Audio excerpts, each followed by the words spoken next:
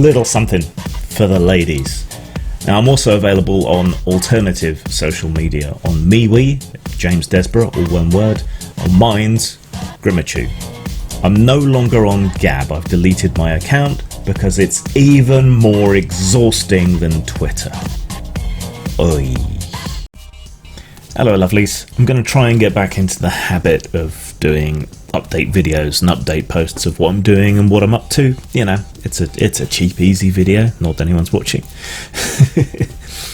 I did a video earlier about the problems at drive-thru. This does seem to have only really affected store owners, but even so I would be careful and I would err on the side of caution. I thought it best to get a video out as soon as possible so that plenty of people could learn about it and get things sorted and update their passwords and so on as quickly as possible. So I may have missed that somehow in the rush, but I think it's better to err on the side of caution. October was a horrible month for me. I've had a sort of slow rolling depressive episode, which is different to how things normally are, and this hasn't been helped by events. My older cat Charlie broke his paw at the knee joint, and thank you so much to everyone who helped out with that. Seems like it's not as bad, as dangerous as we thought. There was a chance he could have ended up docked the leg, which wouldn't have been nice for anyone involved and would have been very expensive, but we've kept him crated up. He's on his 4th week of 6, and can start kind of letting him out a bit after another week. It seems to be healing okay. He's putting a bit of weight on it. It's very stiff. He doesn't have the full range of motion. He's not going to be an outdoor cat again, which he's not going to like, and it's kind of upsetting, but at least he's healthy, purring when I reach into the cage to pet him. He's eating fine. Everything is basically fine apart from the paw. So yeah, he's doing a lot better, thankfully. My mum is not very well. It's nothing serious, it's temporary but debilitating, but that means I've had to help her a lot, and my partner broke a tooth, which has entailed a lot of driving in and out to a dental specialist and some expense, but fortunately not as much as we thought. So let's see, that's good. But it's been a very disrupted, very testing, very trying, very exhausting month. In a way, I like it when other people need help, or animals, because it kind of distracts me from my own problems and issues, and when I'm taking care of someone else, it's easier somehow. I don't really know why. But it does mean I tend to neglect self-care and things like that, so I might let my exercise regimen slide and various other things. I need to try and get back on track once everyone's back on an even keel, which probably won't be till December. So there you go. Game stuff. So I tried farming out work on the Gorian expansions adventures to a lot of people, most of whom fell through for one reason or another, not necessarily their fault, but writers are flaky. I will be chasing up the one person who has done quite a bit of work, and I have now signed up an additional author who is a genuine Gore fan, seems to know what they're about, and I look forward to introducing you to their work. They helped me out by writing a module to help with Charlie's problems, my cat again, and they did that very rapidly, and it's very good. It's properly Gorean. I hope to have that out soon. Writing for Gore is challenging because while it does intersect with kink and BDSM and so on, it's a different mindset, it's a different aesthetic that doesn't exactly meet it, and there's multiple audiences that you can't satisfy. So it's very difficult. So I think we're just trying to concentrate on creating our own kind of internal culture when it comes to producing Korean material, and hoping that people appreciate that, and appreciate that a role-playing game is something you can modify and change as you wish. But it is challenging. You've got the lifestylers who are extremely hardcore, you've got the by-the-book online players, and you've got the ones who change everything.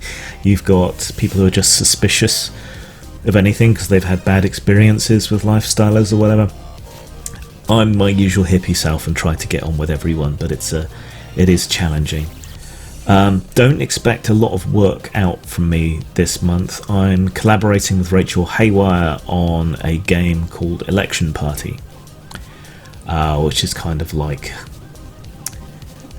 we call it a party game for charismatic sociopaths.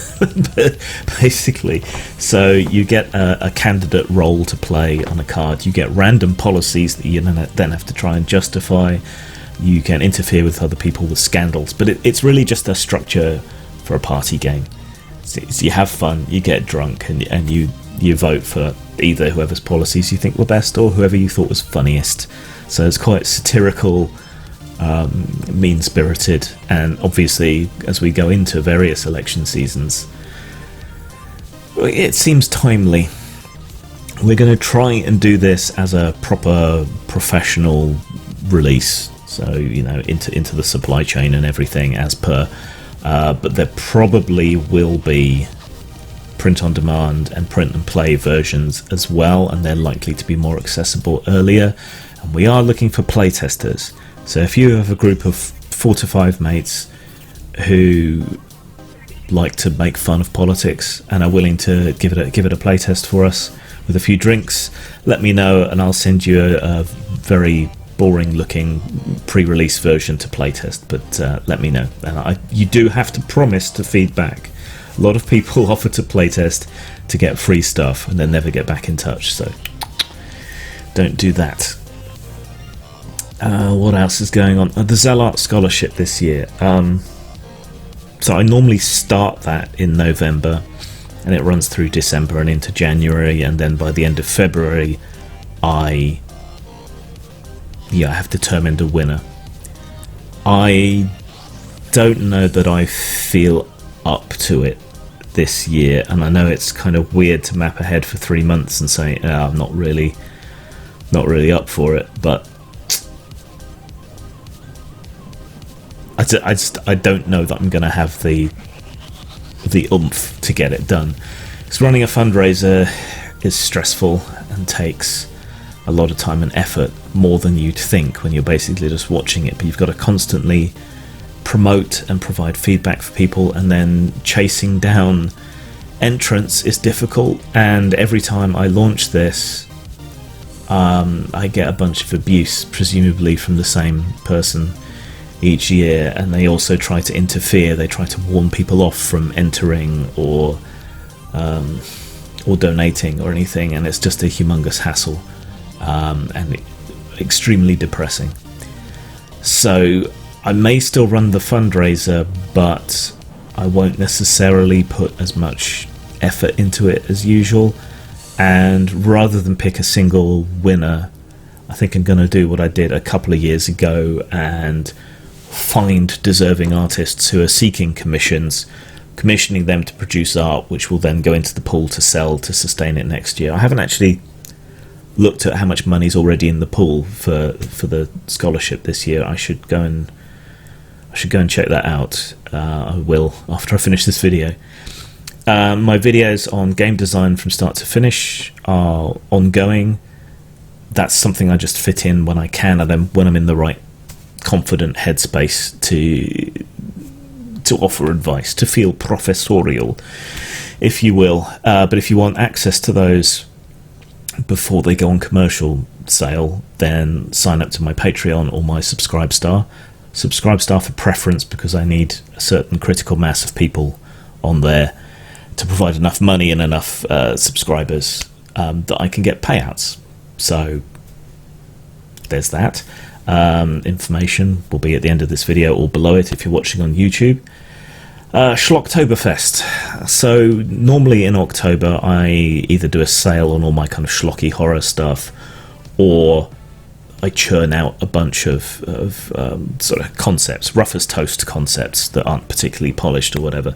This year I got interrupted by cat issues, mum issues, partner issues, depression, various other things. I didn't get a lot done. I churned out a bunch of 5th edition monsters, which you can find on DriveThru or on post-mort.com. But there were 2 other things I was working on for Schlocktoberfest that I just never ended up with enough time to finish. And that's Satana Station for Machinations of the Space Princess and All Goblins Are Bastards for D&D. I like both of these concepts that I came up with a great deal, so I'm going to continue to work on them, but I'm going to give them enough proper polish to make them actual modules rather than a Schlocktoberfest release. So when they'll be done, I have no idea. As I said, my priority at the moment is Election Party, so I think that's mostly what I'll be working on, and then fiddling with other bits as we go along. It's Patreon Appreciation Day, I believe, on November the 19th, which is also International Men's Day. So if you are a patron or a subscriber on Subscribestar, please let me know what topics you'd like me to tackle, what I can do to show my appreciation. I always worry and wonder whether I'm providing enough for my patrons and Subscribestar supporters, but yeah, let me know what I can do. I've set the bar for releasing more exclusive patron content at $200 a month between both Patreon and Subscribestar, and I think we're about $50 off that. So if there's something that would encourage you to become a patron on Patreon or a subscriber on Subscribestar, yeah, that's the other thing. Let me know what would I do, what could I do that would entice you to become a patron or a Subscribestar subscriber. For International Men's Day, which I do like to mark, I'm trying to get some interviews done with other men who've been through abusive situations, or like me, who suffered from mental health issues, because I want to highlight some of the problems in the mental health systems around the world, but particularly in the UK, and particularly with regard to men. I don't know what the actual theme of International Men's Day is this year. Last year I think it was suicide awareness and mental health, but that's my jam. That's what I want to do. These will all be anonymised, but I will be putting those out probably all on November the 19th. I was supposed to conduct a few of these interviews already, but again, life kind of blindsided me in October. What's the last thing to talk about? YouTube. There's been more leaks and more scandal around YouTube and the P score and everything. I don't think I run a particularly controversial or problematic or degenerate channel, but I've definitely seen a downward trend in the amount of views and so on that I'm getting. And I suspect shenanigans, because I do videos on lots of different stuff. That doesn't particularly help me when it comes to the algorithm and so on. But usually that means that one type of video I can guarantee on getting a certain amount of hits, another type of video I can guarantee on getting another amount of hits. You get a feel for it after a while. And it seems like my views are getting halved or quartered unless I touch a particularly raw nerve. And even then I'm not getting the kind of breakout virality that I used to. Some of my videos have got tens of thousands of views in the past. A reasonable number have got thousands. I could rely on about 200 views per video. Isn't a lot on a small channel. Now I'm struggling to get 50 to 100 again. I don't know what's going on. Some people apparently have been unsubscribed from me, though that just kind of all reversed all at once suddenly on my subscribers. I've been bumping along at the same level and then just suddenly got over 2,700. I have no idea why. Basically, I have no idea what's going on. I suspect my P score isn't as good as it could be because I like to fucking swear. But for me, YouTube is an outlet. It's a place where I can talk. You know, I work alone from home a lot of the time, so if I didn't speak into a microphone, yeah, I don't speak for the majority of the time because I'm either asleep or working. Right, so it just that is good, and the constant feedback always helps me. So for me, it's not really about the money or the views or whatever. It's therapeutic, and it's about having a voice with all the nuance and body language and everything that people seem to miss in my writing, which is depressing in and of itself. But so I don't really intend to change the way I do anything. I've never made much money off YouTube. I think $50 in 1 month was the highest amount I ever made off it. It's another social media outlet for me. It's just nice that I get a pittance now and again from it, and occasionally a lot of people watch something. But it does seem like increasingly YouTube is throttling people's views, making it harder to see them. And the thing is, I've noticed this particularly when I've been critical of the right wing, because in being critical of the right wing, I tend to use the buzzwords and things that set off the algorithm. I did a video attacking anti-Semitism, which had all sorts of problems with viewability and so on, because it appeared to contain all these naughty no-no words.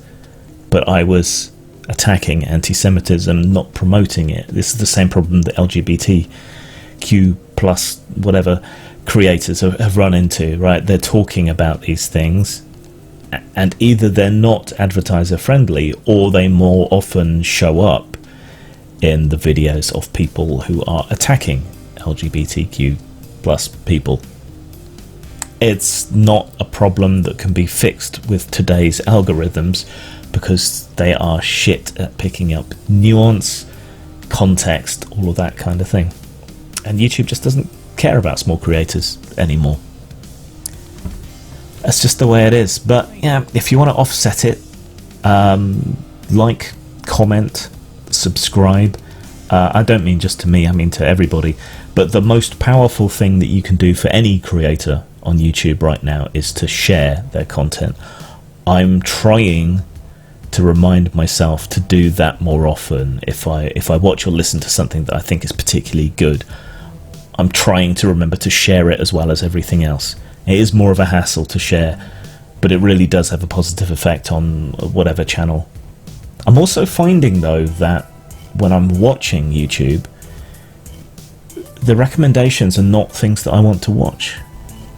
It's become increasingly hard for me to find creators that I want to watch, to find videos that I want to watch.